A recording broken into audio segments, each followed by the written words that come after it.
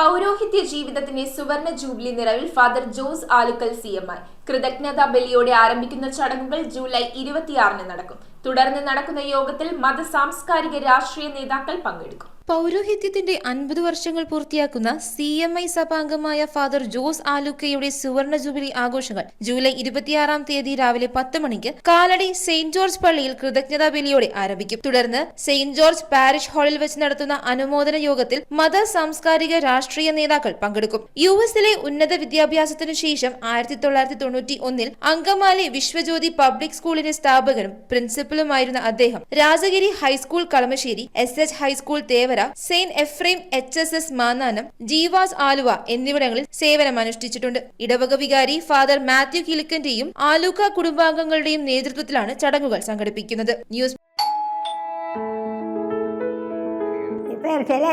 അതെ മാമേ, നമ്മുടെ ആൻസി കൊച്ചിന്റെ കല്യാണമായിട്ട് വന്നതാണ്. സ്വർണ്ണം എടുത്തിട്ടില്ലെങ്കിൽ നമ്മുടെ കൊച്ചന്റെ കടയിൽ നിന്ന് സ്വർണ്ണം എടുത്തൂടെ? ഏത് കൊച്ചന്റെ ആടാ? യോമോക്ക് സ്വർണ്ണം എടുക്കാൻ പോയില്ലേ ആ കട?